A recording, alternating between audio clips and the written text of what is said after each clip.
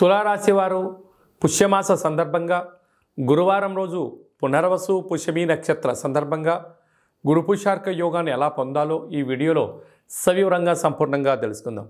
తులారాశిలో ఏ నక్షత్రాలు వస్తాయిగా చిత్తా నక్షత్రంలోని 3వ పాదం 4వ పాదం, స్వాతి నక్షత్రంలోని 4 పాదాలు, విశాఖ నక్షత్రంలోని 1, 2, 3 పాదములు కలిపితే తులారాశి. చాలామందికి పుట్టినటువంటి కాల సమయంలో డేటా ఆఫ్ బర్త్లు లేనటువంటి కారణం వలన పేరు యొక్క మొదటి అక్షరాన్ని అనుసరిస్తూ ఆ రాశిని తెలుసుకునే ప్రయత్నం అవుతుంది. అవి ఏ అక్షరాలు ఒకసారి పరిశీలన చేద్దాం. రా, రీ, శ్రీ, రు, రే, రో, తా, తి, తు, తే అక్షరాల వారందరూ కూడా ఈ యొక్క తులారాశి జాతకులే. తులారాశి యొక్క అధిపతి శుక్రుడు. ఈ పుష్యమాసం సందర్భంగా గురువారం పూట పునర్వసు నక్షత్రం రావడం వలన గురు పుష్యార్క యోగం అంటారు. కనుక రాశాధిపతి శుక్రుడి యొక్క ఆశీర్వాద చేత యంత్ర, మంత్ర, తంత్ర, పరతంత్ర, తాంత్రిక శక్తులను సంపాదించడంలో తులారాశి వారు ముందు వరుసలో ఉంటారు. వీరికి ఈ తెల్ల జిల్లెడి యొక్క వృక్షాన్ని భూమిలో వధింపచేసి వేర్లు తీసుకొచ్చుకున్నట్లయితే మీకు భావి తరాలకు 7 తరాలకు ఈ రవి పుష్యార్క యోగం కలుగుతుందని చెప్పి గమనించాలి. కుదరలేదు, ఒక తెలుపు క్లాత్లో బొబ్బర్లను మూటకట్టి, అలాగే శనగపప్పును ఒక పసుపు రంగు క్లాత్లో మూటకట్టి మనసులో కోరికలను తెల్ల జిల్లెడు వృక్షానికి ముడుపు కట్టగలిగినట్లయితే అద్భుత యోగం మీ సొంతం అవుతుంది.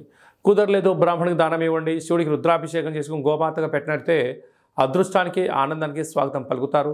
అలానే తెల్ల జిల్లెడు వృక్షం దగ్గర ఒక 3 రోజులు కంటిన్యూగా దీపం పెట్టగలిగినట్లయితే అద్భుతమైన శక్తి మీ సొంతం అవుతుందని చెప్పి గమనించాలి.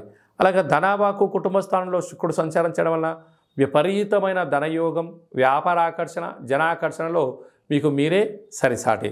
తృతీయంలో కుజబుధ సంచార స్థితి ఉండడం వల్ల స్థిరాస్తులు, చరాస్తులు తల్లిదండ్రుల నుంచి, తాత ముత్తాతల నుంచి, అత్తమామల నుంచి, అన్నదమ్ముల నుంచి, అక్కాచెల్లెల నుంచి మీకు రావాల్సినటువంటి ధనం మీరు సంపాదించబోతున్నారు అని చెప్పి గమనించాలి. అర్ధాష్టమ రవి కారణం వలన మీ జన్మ నక్షత్రం రోజున, అలాగే అష్టమి పూర్ణిమ తిథి యందున దూరావాయు జల ప్రయాణాలు, పంచభూతాలతో, ఆయుధాలతో, మాటలతో మీరు వాగ్వివాదం చేయకపోవడం, చెలగాటం ఆడకపోవడం ఉత్తమోత్తంగా భావించగలగాలి. సంతాన స్థానంలో శని సంచార స్థితి ఉండడం వల్ల తల్లిదండ్రుల మాట పిల్లలు, పిల్లల మాట తల్లిదండ్రులు వినగలిగినట్లయితే మంచి కాలానికి బంగారు భవిష్యత్తుకు స్వాగతం పలుకుతారని చెప్పి గమనించాలి. 6వ స్థానంలో రాహు సంచార స్థితి ఉండడం వలన దయచేసి అప్పులు ఇవ్వద్దు, అప్పులు తెచ్చుకోవద్దు. 2 రాబోయే కాలంలో ప్రమాదకరమే అని చెప్పి గమనించాలి. సప్తమంలోకి గురు సంచార స్థితి ఉండడం వలన గురు యోగ్యత కోసం ఈ యొక్క పుష్యార్క కార్యక్రమాన్ని మీరు పాటించినట్లయితే అద్భుతమైన యోగం మీ సొంతం అవుతుంది.